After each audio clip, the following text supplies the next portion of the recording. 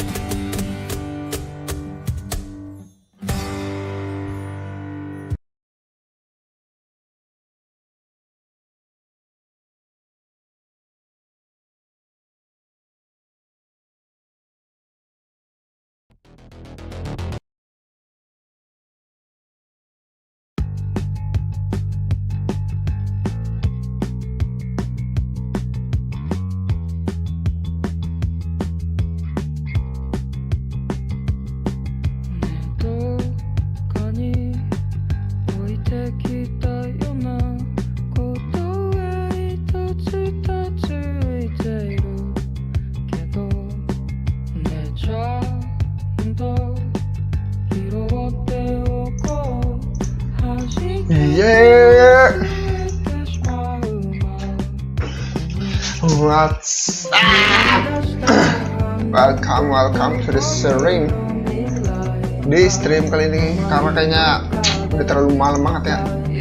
Kalau udah terlalu malam banget gini, takutnya kalau gua live yang itu akan terlalu memakan waktu dan menjadi begadang lagi. Jadi tidak mau begadang, gue jadi bakal chill stream, bakal short stream aja, kita bakal nyantai saja.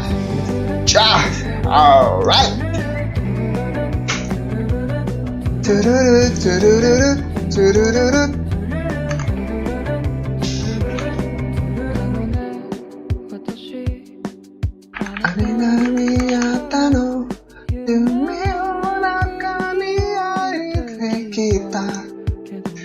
Alright, di stream kali ini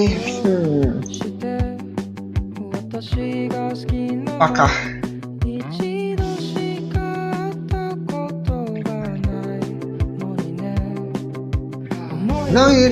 wih, ini ada video menarik nih. Oke, kita bakal react dan ya kayaknya kita react nih. Oh, gue tahu sekarang caranya biar bisa gini, biar bisa clean, look, clean banget, langsung kebuka kan, tanpa gue harus membuka-buka ya. Alright.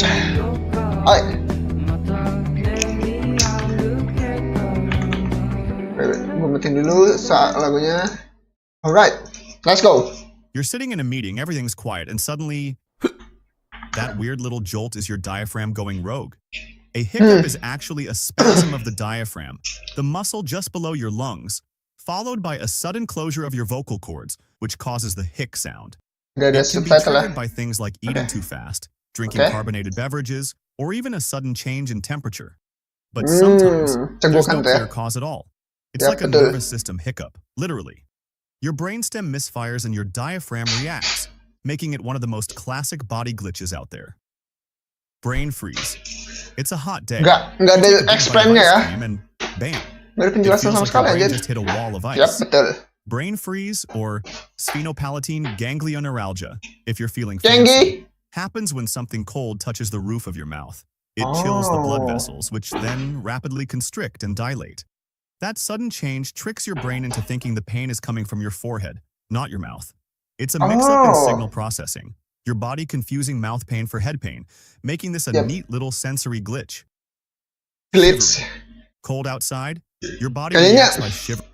Itu otak aja yang salah ngirim signal dah, ngirim sinyal. Dia ngirim sinyalnya kayak salah aja menurut gue ya. Jadi biasanya di otak. Ini apa tadi nih? Shivering. Oh, branding. Shivering can also happen when you're scared, anxious, or even overwhelmed. Betul. That's because it's not just about temperature. It's about your nervous system going into overdrive. Your body thinks something is wrong and starts triggering defense mechanisms, even if you're not physically cold. It's like your body hitting the fight or freeze button without fully knowing why. Voice is simply faster, more natural, and more flexible than typing. He said he's a voice pill, and I can see why. Mantap. Sneezing fits with no allergen. Ever had a sneezing Sneezing attack where fits? there's no dust, pollen, or pepper in sight? This might be your trigeminal nerve acting up. This nerve controls sensation in your face and can be triggered by sudden changes like cold air, bright light, or even emotional stress. Basically, your sneeze reflex is going off for no real reason. It's a miscommunication between sensory input and motor output. A sneeze without a cause, and one of the clearest examples of a reflex firing off like a broken circuit. Numbness, or pins and needles, paresthesia. Oke, kesemutan, You sit on your leg kesemutan. too long, then it wakes Terlalu up with a panjang. flurry of tingles. Jelas, That's kesemutan nggak? paresthesia. It happens when pressure cuts off blood flow or compresses a nerve, and the disrupted signals come rushing back makes all sense. at once. Misalkan kita kena It's not kesemutan kayak actual needles, it's misfiring nerve endings, sending scrambled messages to your brain. Your nervous system is essentially rebooting. This glitch usually passes quickly, but in the moment, it feels like your body ikut forgot motion how to be a leg. motion Goosebumps. motion You hear a anime song that hits kan just nanti right, or suddenly pas step masih into a cold breeze, and your skin erupts in tiny kelihatan, bumps like Cok. it's reacting on its own. please That's not nonton Destiny imagination. Schizo It's your Arc sympathetic nonton nervous system kicking nonton in. Destiny Schizo Arc Goosebumps happen when itu small apaan? muscles at the base of your hair follicles, called erector pili. Destiny Schizo Arc. BTW buat cosplay kan kita juga belum ini anjar. Destiny Ski. Tulisannya gimana sih? Schizo Arc. Ini apaan? Yang ini yang mana anjir? Oh, kan BTW yang cosplay. Yang cosplay kan ini belum ditentuin mau cosplay apaan. Kalau nggak belum ditentuin sih ya, oh di YouTube, oke di YouTube ya. Kalau belum ditentuin kan ya gue bebas berarti ya kasih. Bebas ya nggak sih? Yang ini Kino Edit. Oh shit. Rame juga yang nonton nih. Ini apaan anjir? Teori konspirasi. Oke, kita nonton ini dulu deh. Ada YSL ya. I feel like I'm like moving against something, or that there's something like moving against me that I haven't ever really been cognizant of Oke, before. tidak ada subtitle. I haven't put together all of this in any. Oh, Destiny kan streamer, coy. Gue tahu anjir Destiny itu streamer. Aku dia udah nggak ada deh. Ya nggak sih? Anjir. Oke. Gas. Kita mulai deh. Destiny streamer. Oke. It's just been bouncing around my head. So, and I'm not going to. I'm not going to because I don't even know if I should. For a variety of reasons that I'm not going to get into. So, for example, there were dozens of different accounts that were spamming doxes that were supposedly mine across Twitter, and these accounts were up for over 48 hours. And I reported them, and nothing, like literally 48 hours, these accounts aren't taken down. Elon, for some reason, catches my tweet, or catches a tweet about me from not even a large account, and my account ends up getting demonetized on Twitter in like 2 hours. I'm like, holy shit. I don't know why billionaire Elon Musk is like catching the attention of my Twitter account and is like, seems to be putting his thumb on the scale. That's just very strange to me. Something that I noticed that was very strange, and if you were in chat, you noticed this, that there are a ton of these accounts they're just bots. But like, everybody always says that like a lot of Twitter is botted, right? And I'm like, okay, I'm sure they're a bunch of like random whatever fuck accounts. But I've never really like quantified it before or thought about it before. But there are so many of these accounts. They all would talk in a certain type of manner. And they and some of them, they're generally programmed, I think, to only respond to themselves so that they build engagement and they look real. So many of their accounts, if you scroll through their media, they end up like looking like this. They post like the same image over and over and over and over and over again. Yep. If you 100% have identified one as a bot, then you just have to see who responds to them and who they respond to. Here is an account. This guy here, this is not a real person, right? This is not a real human being. This picture, this is not real. this person is not. This is not a real person. Okay, this is not a. This is not a real person, right? But when you scroll through his account, like you will find him like, and other people they talk to each other. Oh, this account. We went through this one. This account. This guy. This is not a real account. Okay. This guy tweets at me. Oh, look, and you can see on the pictures. Look, they do the thing where they'll post the same picture like over and over again. So like we can click through. Oh, he talks to Jeffrey again. Oh wait, are all of his replies to Jeffrey? They might all be. All of his replies might be to Jeffrey. Oh, this A. O'Connell guy or whatever. Holy banger, Jeff. Thank you, Albert. By far and away, my biggest tweet. This is not a real person. Trump 2004. What the fuck does that even mean? Purebred American alpha male. The left's Tadi konteksnya apa ya awal-awal ya? Oke. worst nightmare. What? Mouth is still numb from the dentist 2 hours ago. It might be over for me. What? This isn't a real account. This is not a real person. Okay? Iya. I haven't been at the liberal dentist since 9/11. That Fuck was the semua itu wake-up call akan I needed. Is this a real account? template-nya sama semua anjir. Okay, no, I spent hours last night. Going through these fucking accounts, okay? I don't think any of these are real. I don't think any of these people are real, okay? Itu template semua anjir. Palsu itu They semua. talk about sports. They look sophisticated, okay? They do. I don't think this is a real person. I don't think it's a real person. I don't think so. Yep. This guy who's not real. He's not real. No better way to start off the day, okay? This is a white foot. This is not real. And you can find this was posted in 2024, okay, on Twitter, okay? This came from Reddit. This is a Reddit comment from 2 years ago. All right? Oh my god. This guy, this is not a real person. All right? He's Anjir berarti ini semua. But I'm pretty sure that if you look at but then I'm looking at this and I'm like, is this actually a bot replying to me? Making relatively sophisticated cuck jokes at me?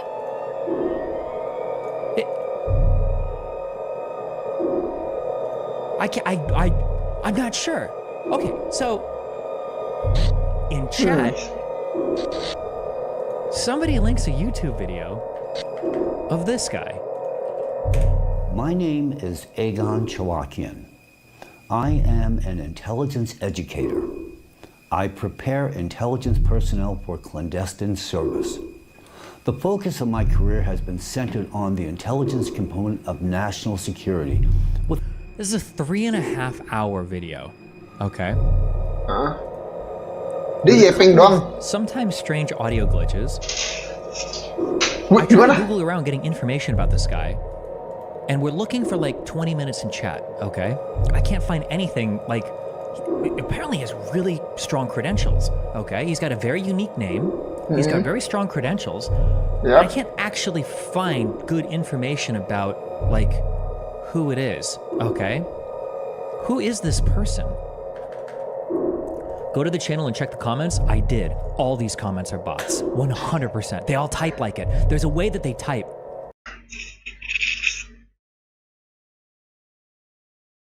Gue bingung, intensinya apa gitu buat begini? Politik kah? Tapi gue nggak bisa ngeliat apa keuntungan dari siapanya.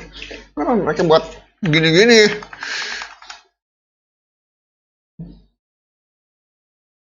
Nah ini teori dead internet. Terus botnya itu benar-benar niat sampai ada video dokumen segala baca dari atas.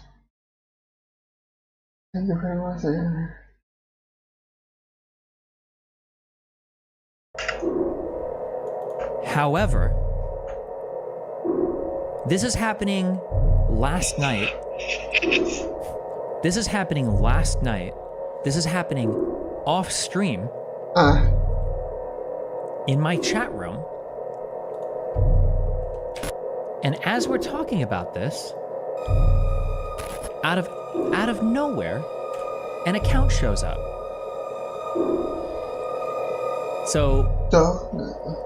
This account shows up in chat. The name is net_help_message_2221.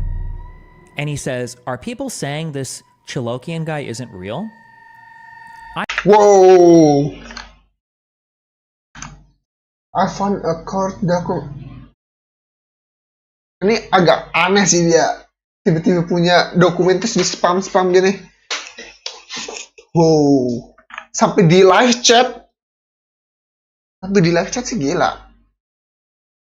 Jadi teorinya semua yang ada di internet itu sebenarnya buatan bukan orang asli.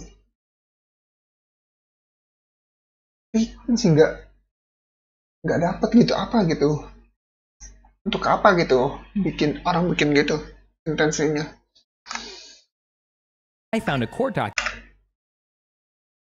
Tapi ini kenapa ngebelain banget orang itu ya? Kenapa ya?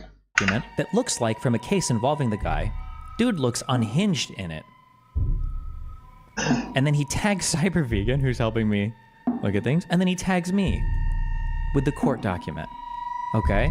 Ya. Account was created minutes before typing this message in chat. Dia buat akun demi ngasih tahu dong. No smurfs, no other hits on this IP address, no other messages in chat ever. This is at like, I think like 3 a.m. CST, Central Standard Time. So I geolocate the IP address for this account. The account is from Wisconsin, or the IP address is from Wisconsin. And I look at what it used to authenticate on my website, and it registered with the email 4destiny13337@gmail.com. Nah, ini buku teori juga kalau internet itu dipenuhi dengan monster ini. Stop! Lagi asik-asik bro.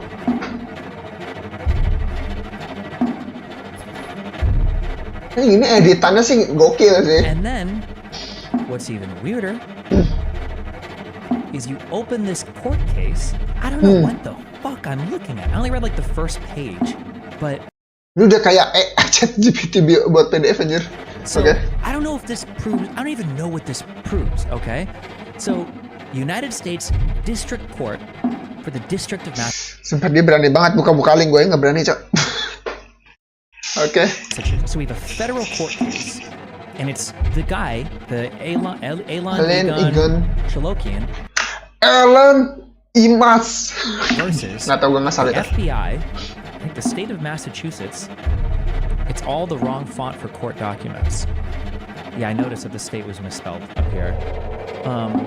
Like, Yep, is this even a real court case? How would they get it on the official site? I don't know, because this is govinfo.gov, right? I want to know if this Gov.info guy, itu apaan? this guy might be real. I just want to know if this guy's real.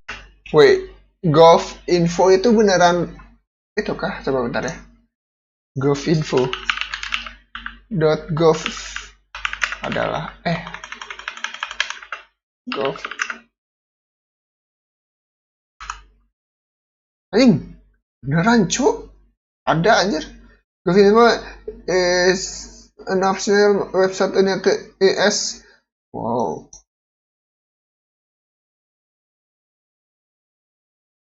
Kok cuman begini doang anjir? Begini doang Wikipedia-nya.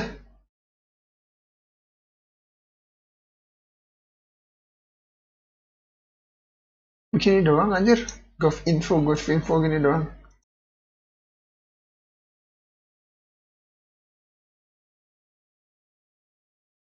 Ini kayak yang kenapa kayak aktor gini anjir.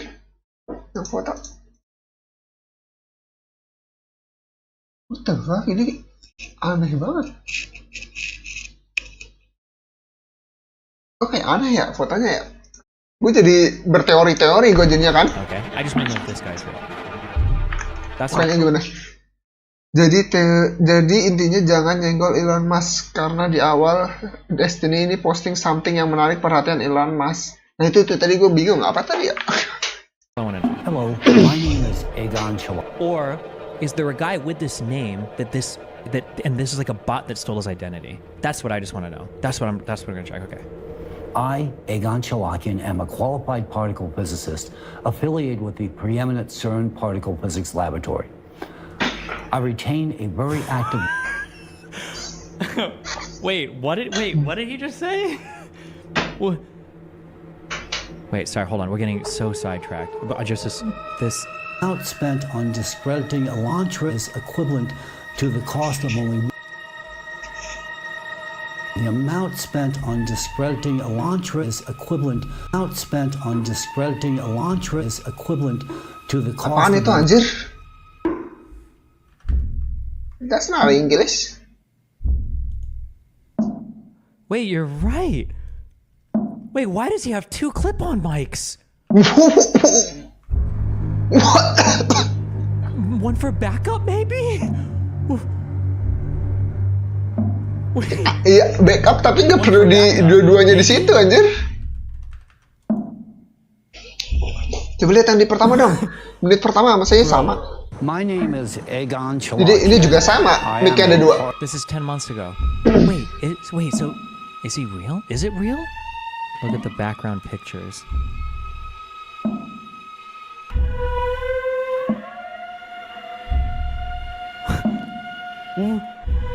Sama semua ya.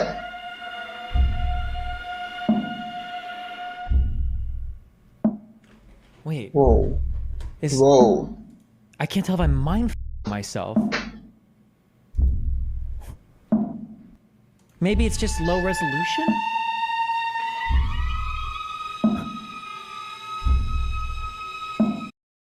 What the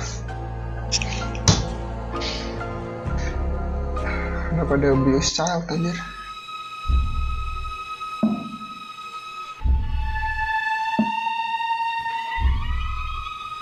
Bro, I'm losing my mind. What is this? Look at the book names. They don't have names. They don't have any names. Iya lah.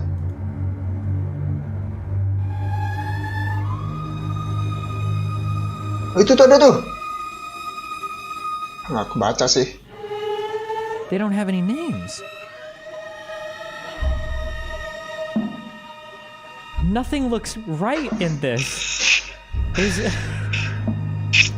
Is he posing for a picture? What is this? It's... Wait, hold on. What is... Photo on his website? The real photo. Wait, are these hands real? I don't know what I don't even know what's happening right now. Wait, the women's faces are at the exact same angle. People are saying it's like the exact same face. Is it though? I think so. Sumpah creepy banget, cok. Ceweknya. No. Hold on. No. Wait.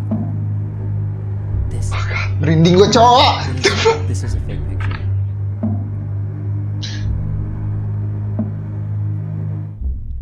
Oh shit. Oh, I'm trying not to go full schizo on this. I feel like I'm leaning into something right now that like you're not supposed to touch or that you're not supposed to lean into. This kind of feels like a joke to say. I'm not suicidal, obviously. Never been suicidal. No thoughts of suicide, just as a thing to throw out there. But I don't think that would ever be relevant for anything. But okay. I love you, and hopefully I'll be back. I should be back tomorrow.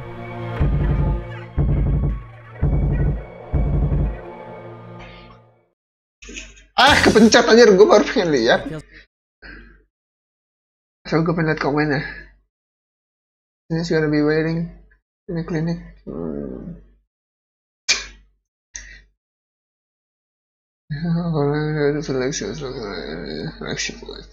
Ya, this is scary, bro. Itu serem banget, sumpah.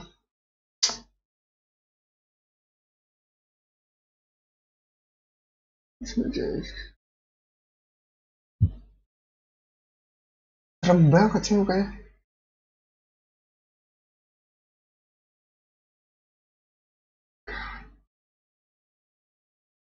Oh my god.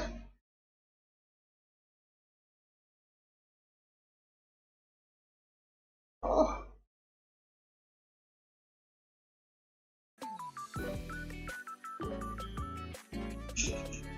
Jadi tadi mana?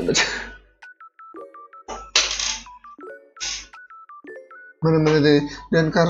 Dan kenapa ada sampai bot dan AI segala macam? Teorinya tuh biar internet tetap rame. Tapi jadi serem karena bisa jadi kita berinteraksi bukan sama orang asli.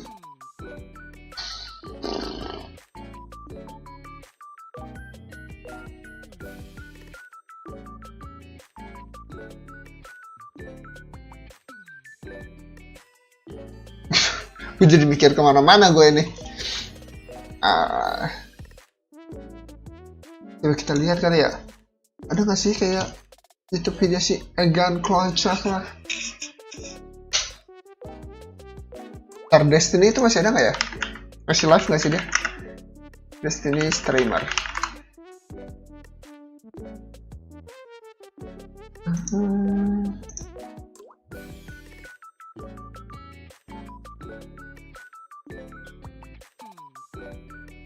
Destiny. Oh ada Twitch anjir. YouTube ya coba.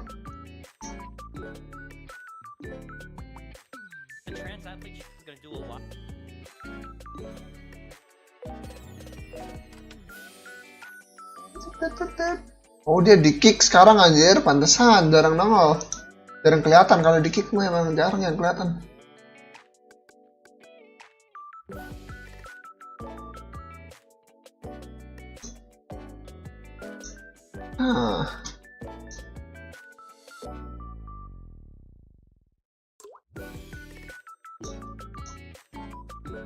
Gila kan teorinya, ayo nonton lagi yang seru.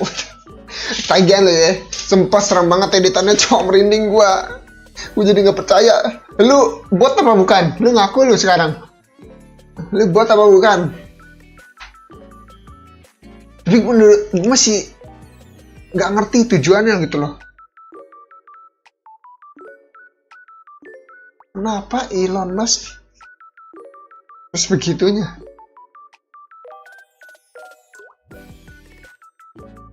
Kenapa dia? Aduh, tujuannya nggak tahu. Mungkin dia berpolitik juga bisa sih. Dipakai berpolitik. Buat kemarin Trump kan dia benar-benar dukung banget tuh di Twitter. Tapi sampai dia nyerang Destiny itu gue nggak ngerti anjir. Segitunya anjir. Sampai di live chatnya itu yang bikin gila bre. Gue sebenarnya AI cewek yang benar. Lu Siri lu sama Siri okean mana?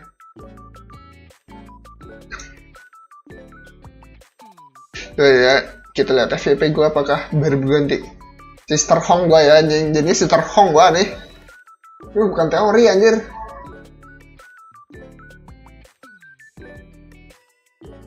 An internet mystery 7 tahun lalu. Banyak sih ini yang nonton. Apakah kita menonton Cicada ini apa ya?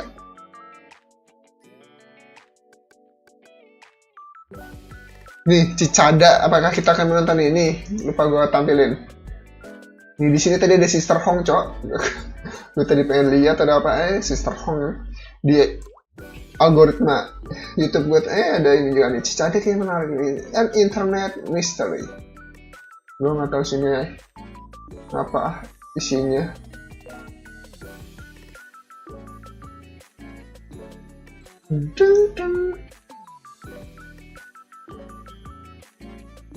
Gua soalnya lebih gede. Apanya yang gue tahu punya lu lebih gede. Rudal itu loh. Gila kan ya. Cicada ya. Cicada gue belum nggak tahu sini apa. Alright.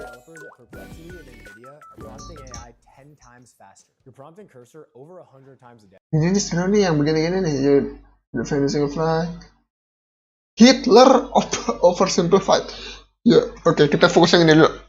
Just let me know.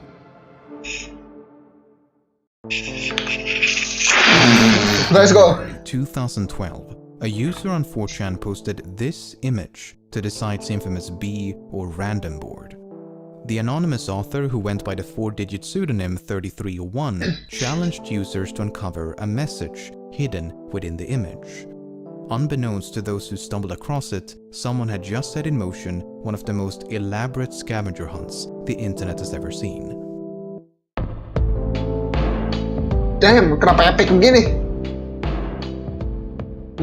Within minutes of the image being posted, someone discovered that by opening the file using a text editor, an appended string of readable text could be found. The string contained a cipher that, once deciphered, formed a link to yet another image. At first, this appeared to be a dead end, but using an application known as Outguess, users were able to extract hidden information embedded within the first image. The extracted information led to a subreddit, which in turn contained information about the book. The book, along with a code, could then be used to uncover a phone number that, when called, played this pre-recorded message.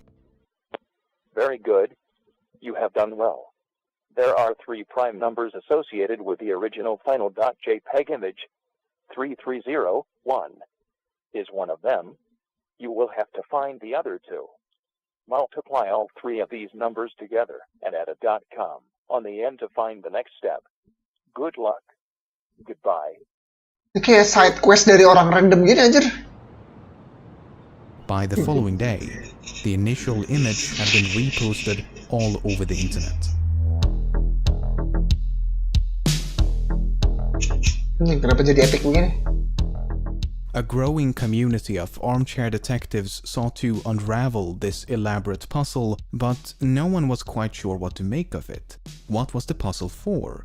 Who was behind it? Iya betul. What Iya. happens when you Itu yang gue reach the end? penasaran. Some naturally dismissed it as an elaborate joke, while others perceived its complexity as evidence against it being the work of a mere troll. Before long, rumors began to circulate that this could be the work of some secret society or intelligence agency, with the intent of recruiting individuals proficient in cryptography, steganography, and other related fields. Bisa jadi. Of course, it was nothing but a rumor. The 2 missing numbers mentioned in the recording proved to be the dimensions of the original image. After multiplying the width and height with 3301 and using the product as a web address, users were taken to a website. The website consisted of a countdown as well as an image of a cicada. When the countdown reached 0, the page was updated with a list of coordinates. The coordinates pointed to locations around the globe, 14 locations in 5 different countries. It was now up to participants living near the specified coordinates to rise from their comfortable armchairs and venture outside. Those who believed Cicada to be the work of an organization now felt their beliefs had been justified. In their opinion, only some international collective possessed the means and resources to create a scavenger hunt of this magnitude. This was not the work of your average troll. No, this had to be something else. At each location was a poster with a cicada symbol and a QR code. Gila. On the bike shelter over here. See, I got it right there. Oh. You can see the corners. As you say, I just kind of ripped it off. The codes linked to an image. The image contained a riddle. The riddle led to a book, and the book led to a website. But here, the puzzle took an unexpected turn. Only a select group of first arrivals to this website were accepted into the final stage of the puzzle. The site eventually closed down with the message, "We want the best, not the followers." The finalists were also warned not to collaborate with others nor to share the details of this private stage of the puzzle. Well, given that we know this, it's safe to say that not everyone heeded that warning. But those who did presumably advanced through the final stages before reaching the very end of the puzzle. Wow.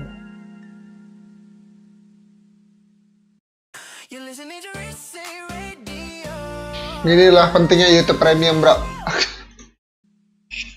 After nearly a month of silence, an image appeared on the subreddit announcing the conclusion of the puzzle, and just like that, the hunt was over. Cicada had supposedly found the highly intelligent individuals they were looking for, and whatever happened to them is a bit of a mystery, but more on that in a moment. The complete lack of an explanation was perceived by many as confirmation that the puzzle had been nothing but a wild goose chase intent on wasting everyone's time. After all, questions raised by the original image remained unanswered. What was the puzzle for? Who was behind it? What happens when you reach the end? However, as it later turned out, this was only the beginning.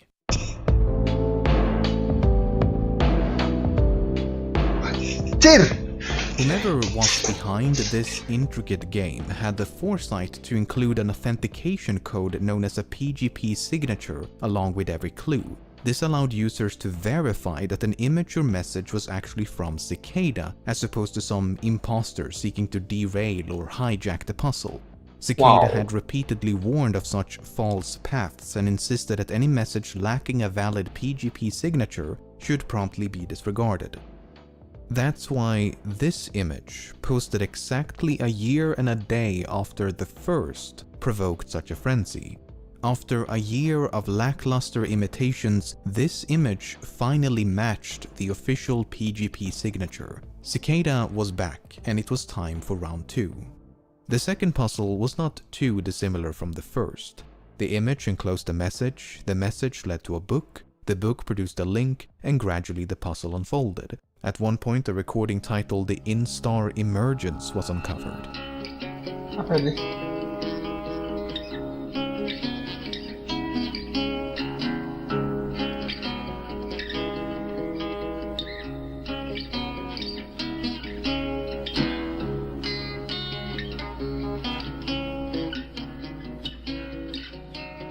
Another clue led to a cryptic Twitter account, which then led to an image. The image proved vital to the progression of the puzzle, but the inclusion of this runic alphabet would remain a mystery for quite some time. Much like the first puzzle, the second swelled into the physical world when a list of coordinates compelled participants to once again take to the streets in search of enigmatic posters. This time it was 8 locations in 4 different countries. USA, Japan, but eventually Russia. the trail went cold once again. Another select group of first arrivals had been accepted into a final, private stage of the puzzle. Unlike the first puzzle, the second did not conclude with an official message from Cicada. The trail merely went cold, and Cicada vanished once more, leaving us no closer to an explanation. However, this was still not the end. Anjir, masih belum juga lu ya. Oh my god, ini apa sih maksudnya ini dia? At the beginning of 2014, it was time for round 3. Once again, the image enclosed a message, the message led to a book, the book produced a link, and suffice it to say, it was more of the same. Except this time, the puzzle seemed to revolve around a strange book. The book was titled Liber Primus, meaning first book in Latin, and was evidently written by Cicada. The runic alphabet uncovered in 2013 finally made sense, as the book was primarily written in runes.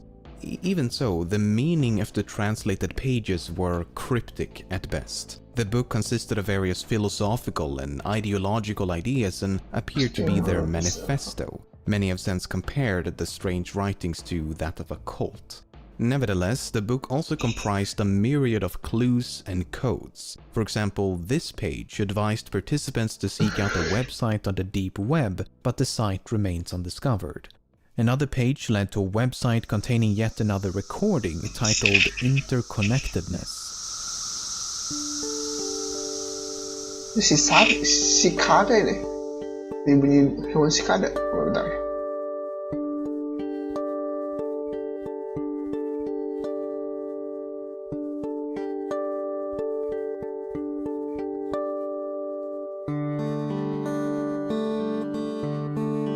Apa ini maksudnya ini? However, a significant portion of the book has yet to be translated. The runic text on some of the pages appear to be obfuscated by layers of encryption that has yet to be decrypted. Of the 74 pages featuring runes, only 19 have been successfully translated. As 2015 came and went without the launch of a new puzzle, many came to suspect the Liber Primus had to be completed if Cicada was to return. This was more or less confirmed at the beginning of 2016 when Cicada encouraged a re-examination of the book. More than 4 years have now gone by with minimal progress and near complete silence from Cicada. Questions raised by the original image have gone ignored. What is the purpose of these puzzles? Who's behind them? What happens when you reach the end? Kadang ingin pulang ke Wah, rumah anjir lah. tanpa harus mikirin Coklatos kah? Nikmatnya coklatos, nyamankan Coklatos, bro.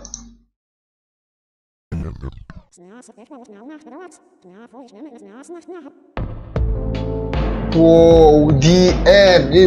Ini, please. When the initial image appeared on 4chan back in 2012, many assumed Cicada 3301 to be an alternate reality game designed by a corporation to promote a new service or product. For example, Microsoft developed an elaborate ARG back in 2001 to promote the film Artificial Intelligence, and a similar viral marketing campaign was used to promote the release of Halo 2. But the release of subsequent puzzles and the complete lack of commercialization has more or less eliminated that possibility. If we choose to believe some of the leaked information from the private end stage of each puzzle, then we do gain some insight into who this group might be. For example, at the end of the first puzzle, finalists supposedly received this email.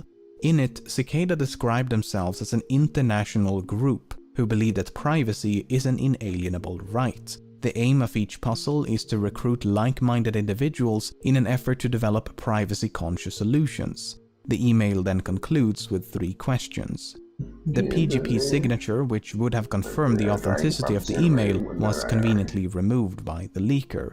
If a version with a valid signature does exist online, I was unable to find it. But regardless of its legitimacy, I find this question a bit odd. It reads, do you believe that information should be free? Assuming the expected answer is yes, then the very first sentence, do not share this information, seems a bit hypocritical. While the idea of a secret society recruiting individuals by means of elaborate cryptographic puzzles may seem a bit absurd or even conspiratorial, it's not entirely unfounded. Corporations and governments alike have employed similar recruitment techniques since at least the Second World War. In 2013, the British intelligence agency GCHQ launched a recruitment program known as Can You Find It?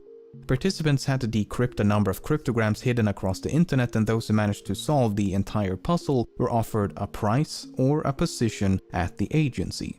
Google did something similar with enigmatic billboards back in 2004, and the US Navy launched a near-identical project in 2014. Okay, but then what about the recruits? Why have we not heard from these chosen few?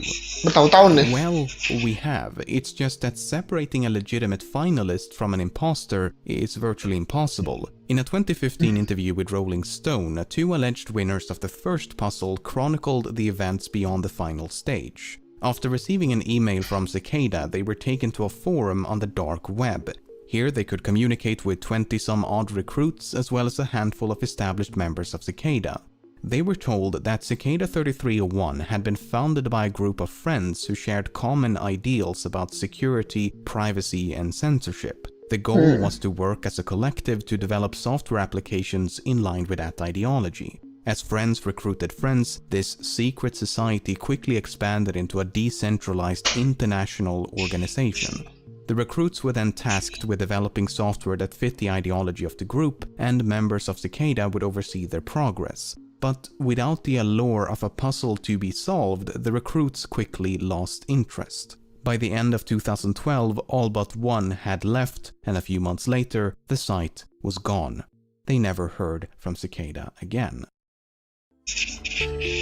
What? One of the 2 winners, named Marcus Wanner, later elaborated further in a video by YouTuber Nox Populi. Furthermore, Nox Populi himself claims to be a winner of the second puzzle, so I reached out to him and this is some of what he had to say.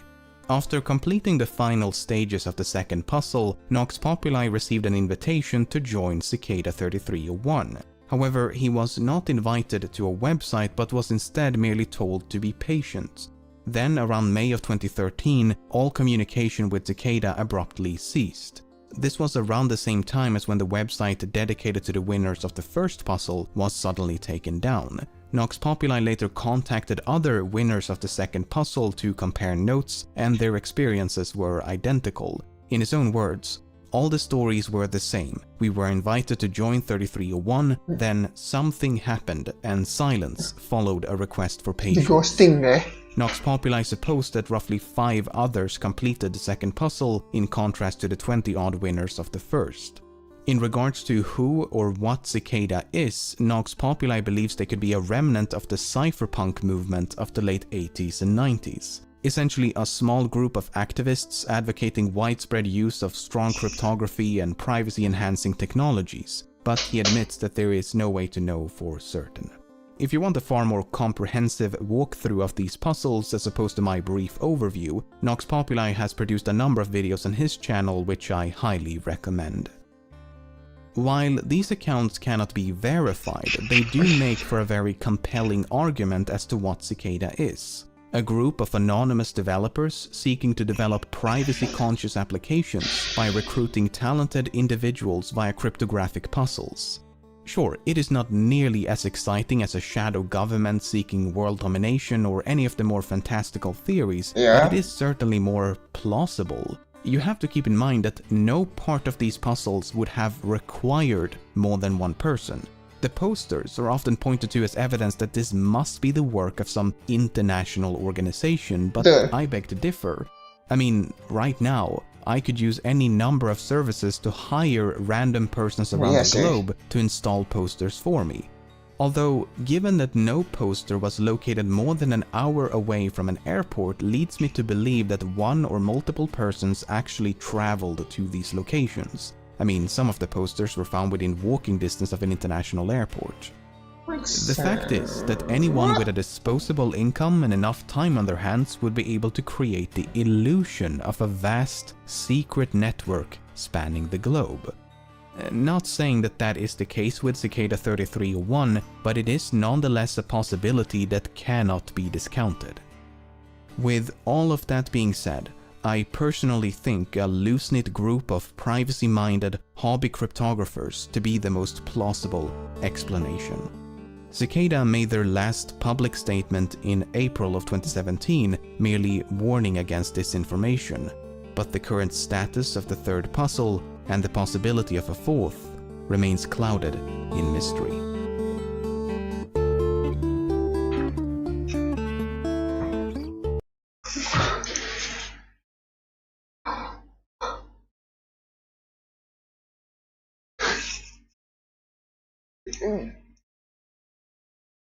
Gak dapet.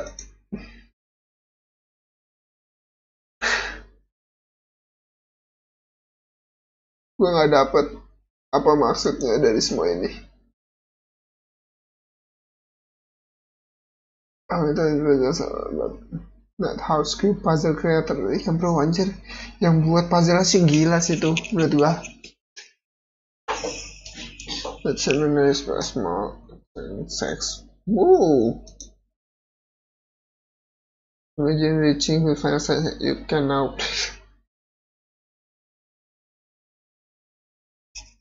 Kelanjutan nggak sih ini? Ini emang cuman ngerekrut saja sih ini. Ini apa deh?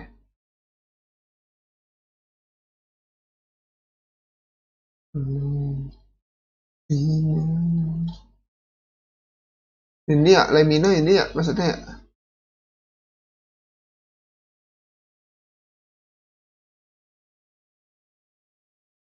Karena temanya chill, nonton lainnya aja. Masih misteri,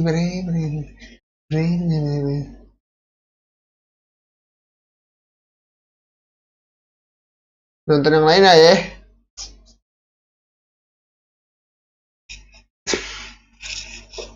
Ini dari Lemino ini ada The Search of DB Cooper, ada The Vanishing of Flight 370.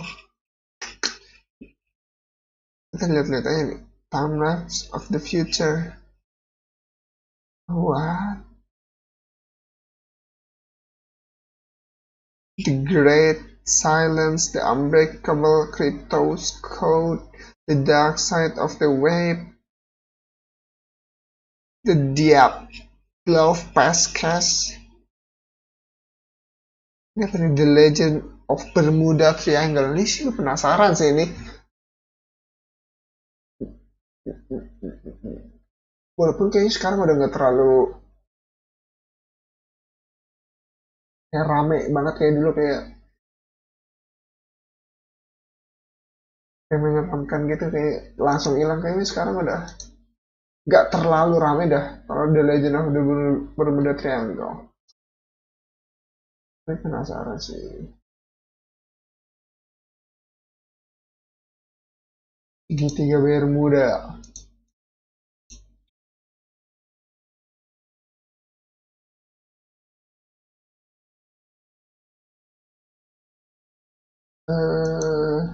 Last kali ya.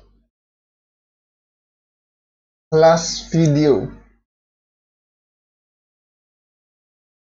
The Crypto's Code itu mirip kayak gini, misteri juga sama kode-kode. Kita ganti ya.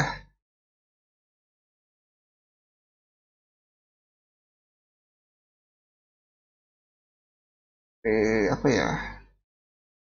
An old man advice. How does the Bluetooth even exist? I don't know ya. Be ready.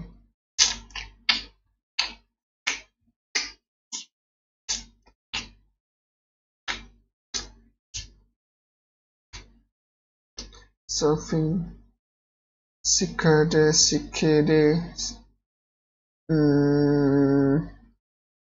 Apa yang gue mau tonton ya? The Vanishing apa Bermuda, yang menarik sih Vanishing Flight ini sama Bermuda sih yang gue tertarik sih.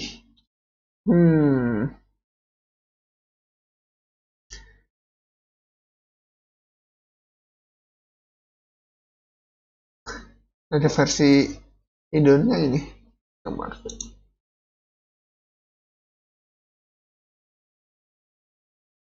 Reddit related yang biasanya seru.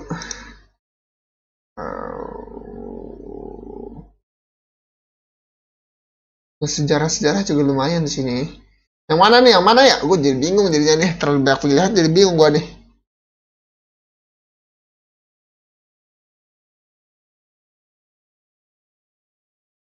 Universal S, anjir. Ada ya ceritanya ya.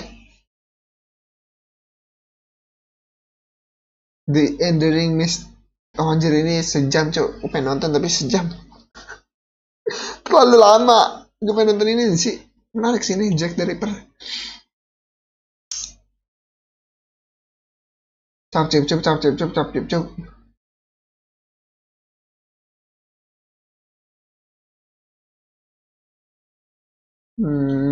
The Vanishing kali ya. The Vanishing. The Vanishing of Flight 370. Just let me know. Overlord tuh ya sama Simplified. Gue penasaran sih. Walaupun gue tahu dikit lah, tapi gue nggak tahu secara detail. Nggak detail sih, lebih secara how it goes. Gue tahu awalnya kenapa, terus ya begitu lah. Dan akhirnya kayak gimana? Nggak tahu benar-benar tapi. Nah ini nih lumayan rame kan dulu kayaknya deh. Flight 370.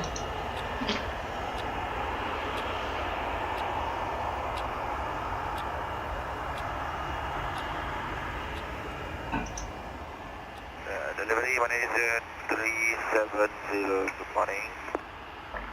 Malaysia 370, standby. At Kuala Lumpur International Airport, a Boeing 777 is preparing for departure. Tapi ini terlalu seramah buat ini. Ini aja. Yang sebentar aja. Yang 13 menit aja. Ini aja. With many talents. He was an artist, a butterfly enthusiast, and he had an unpublished manuscript about aliens. Clearly, he was a man with an insatiable thirst for knowledge. Maybe he could have loaded up his computer and logged onto Skillshare an online learning community with more than 19,000 classes in design, business, technology, and more.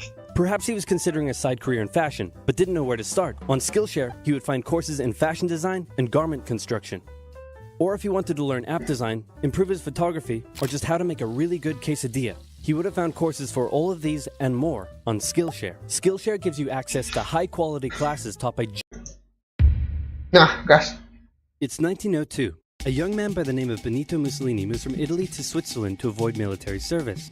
He gets big into socialism, working for trade unions, writing for socialist newspapers, advocating a violent overthrow of European monarchies, the whole shebang. This gets him in a bit of trouble with the Swiss police, so he gets arrested, sent back to Italy, set free, returns to Switzerland, is arrested again, goes back to Italy again, completes his military service after previously avoiding it, and then after a brief stint as an elementary school teacher, he finally returns to work as an avid socialist. His speeches and journalistic abilities made him famous among Italian socialists. He was anti-war, so when Italy colonized Libya in 1910, he rioted and got arrested. Then World War I came along, and once again he protested Italy's involvement. But then he thought, wait a minute, this war could bring about the social climate needed to overthrow European monarchies and bring about the socialist revolution everywhere. And suddenly he was pro-war. But his fellow socialists didn't like his new pro-war stance, so they kicked him out of the party. So then he said, you know what? I'm done with socialism. We need something new, not based on class divisions tearing us apart, but based on unity through nationality. We'll conquer the Mediterranean and reunite all Italian peoples, just like the days of the Roman Empire. I'll call it fascismo, and it will guide the Italian nation to greatness. That's all well and good, Mr. Mussolini, but what kind of haircut am I giving you? Let's go with... bold.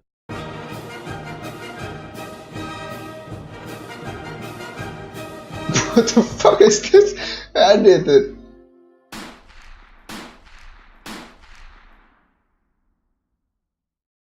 Italy had been on the winner's side in World War I, and they hoped they were going to get a lot out of it, but in the end, they only got a little, and they felt cheated. On top of that, a bad economy and weak governments meant that the Italian people were a little unhappy. So when Mussolini came along and said that he could fix everything, his fascist movement gained a lot of support. In 1922, he went to the king and said, make me prime minister, or I'll make me prime minister. And the king said, you and what army? This army. The laughing cow, merek kejutan termuka di dunia. Gila ini orang Benito ini.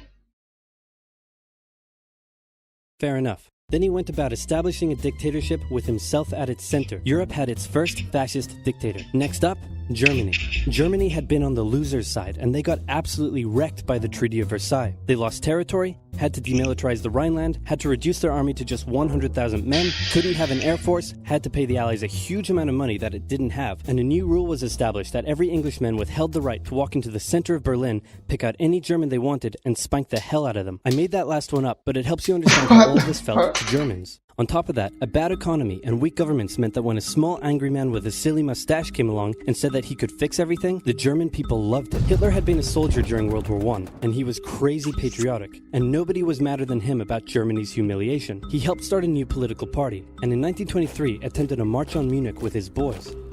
And then he got arrested. But his popularity grew and grew, and in 1933, the president made him chancellor. He believed he was Germany's great destined savior, and he went full megalomaniac, establishing a dictatorship with himself at its center. Europe had fascist dictator number 2. Hitler and Mussolini had a lot of the same ideas, but more importantly, they had the same enemies, and they started to get along. Anyone else want to be friends? Franco? No? You good? I do. Who's that? It's Japan, and they've taken over northern China. Let's rewind a bit. Japan had isolated itself from the rest of the world for over 200 years until the Americans showed up and said, you're going to trade with us and you're going to like it. Then the Western powers imposed a bunch of unequal treaties, meaning Japan's economy was bust. They also had no natural resources, so they decided to go get some. They went to war with China to gain a sphere of influence over Korea, and they took a bunch of China's stuff. But then the West said, hey, cut that out. And since Japan couldn't take on the West, they said, okay, I guess we'll just go home. Wait a minute, what are you doing? Taking advantage of a weakened China and setting up spheres of influence. But I was the one who weakened them. We know. And you guys didn't let me have anything. We know. That seems unfair. We don't think so. Okay, see ya. So Japan thought, screw this, and went to war with Russia, and stunned everyone by actually winning. Then they fully annexed Korea, but they didn't stop there. In World War I, they took Germany's colonies and islands in Asia. And then in an incident that was maybe staged by the Japanese army, a bomb blew up a Japanese train in Manchuria, giving them an excuse to launch an invasion and take over. So here's the situation. Nazi Germany, Fascist Italy, and Japan all believe they're racially superior, all feel hostility towards the Allies, and all want to militarize and take over more stuff. And so they did. Let's start with Germany. Hitler hated the Treaty of Versailles, and now he was ready to begin undoing it. In complete violation of the treaty, the first Luftwaffe squadrons were set up, conscription was introduced, and he pimped up his army. The Allies did nothing. Then Hitler sent his army back into the demilitarized Rhineland, giving orders to immediately retreat if the Allies showed up. The Allies did nothing. With his military re-strengthened, he could now move on to step 2. He wanted to rapidly increase the Aryan population, and to do so, he needed Lebensraum. Or in other words, he would have to take over the world. But for now, a good portion of Europe would do, and he began eyeing up his neighbors. The Allies finally started to get worried, so they implemented a fairly useless diplomatic strategy called appeasement. And it went a little something like this. Hitler would say, "I want that thing." And the Allies would say, "You can't have that thing." "Okay, you can have that thing, but no more." "I want that thing." And repeat. In 1938, Hitler's army marched into Austria and just took it, with no resistance. Boom, this is Germany now. Next, he demanded to be given the Sudetenland, an area of Czechoslovakia with many ethnic Germans. The Allies held a meeting with Hitler in Munich and said, "Look, we're going to give you what— Hang on, this meeting is about my territory. Shouldn't I come to the meeting too?" "Anyway, we're going to give you what you want." "Really?" "Yeah." "Just like that?" "Yep." "What's the catch?" "Just sign this piece of paper promising you won't invade the rest of Czechoslovakia." "Okay." Then Chamberlain returned home victorious, waving his signed piece of paper in the air, declaring crisis to be averted and the continuation of world peace, and we built a statue of Chamberlain in his honor, and every day on the 30th of September we celebrate Chamberlain Day. Hitler's invading the rest of Czechoslovakia. What? He's invading the rest of Czechoslovakia. Oh. You lied to me. What do you expect? I'm Hitler. Not to be outdone, Mussolini also wanted to get in on the action. He thought to himself, isn't there a not yet colonized nation somewhere which is so underdeveloped that the people would be defending themselves against our tanks with literal bows and arrows and wooden spears? Oh, there is? Fantastic. And so he took it. Italy also wanted to control the entrance to the Adriatic Sea, so they occupied Albania. Then, in another incident which was maybe staged by the Japanese, gunfire was exchanged by Japanese and Chinese troops at the Marco Polo Bridge, and the Japanese launched yet another invasion against China. They swept through Beijing and Shanghai, and then advanced through the Yangtze Valley to China's then capital, Nanking. It was here that saw the worst of Japan's shocking atrocities committed against the Chinese people. Hemat setiap hari di Burger King. King Chicken hanya 10 Jadi ribuan. ayam begini. 25.000.